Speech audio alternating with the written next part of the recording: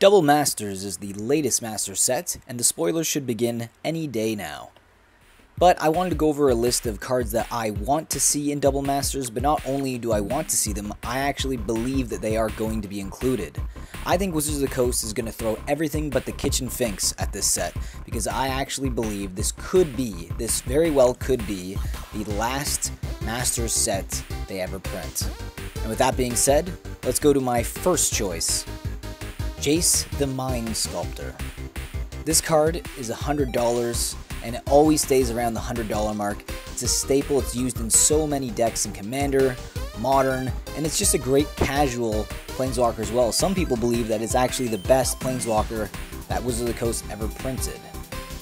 And with that being said, I believe that this is going to be a massive inclusion in this set. Cavernous Souls. This is a land that just won't stay down in price.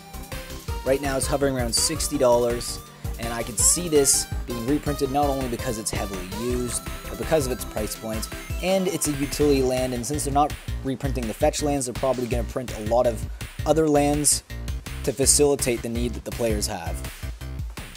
Force of Will. Well, since Therese Nielsen's artwork may be banned, I think they actually could have a Force of Will with a different artwork depending on how much time they actually had to make this. But either way, I do see Force of Will being reprinted. I mean, the card's well over $100 right now, and the only time it was ever printed since Eternal Masters was like a Masterpiece version in Omnicast. So I think this is going to be a heavy inclusion, and I have a really strong feeling that this is going to be reprinted in this set. Imperial Seal.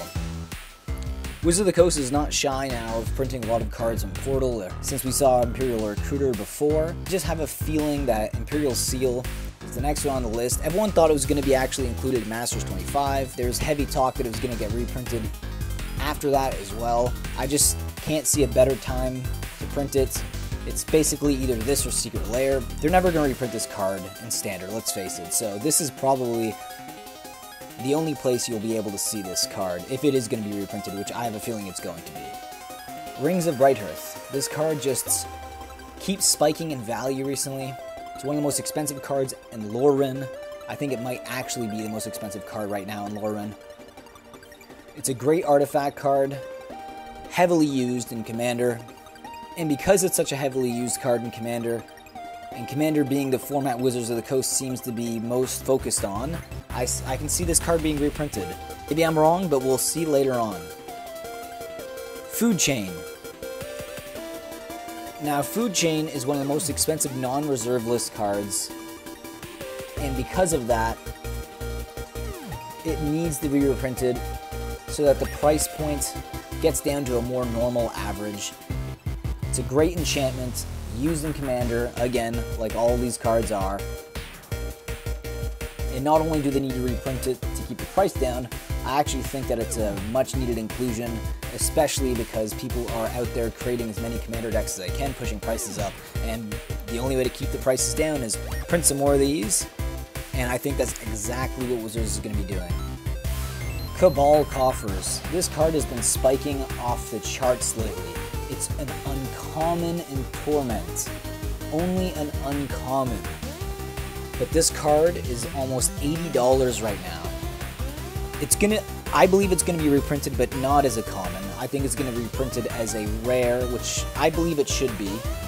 But, you know, knowing Wizards, they may even just put this card as a mythic and just call it a day. Just to try to keep the price not crashing too much. But I think it's gonna be a rare.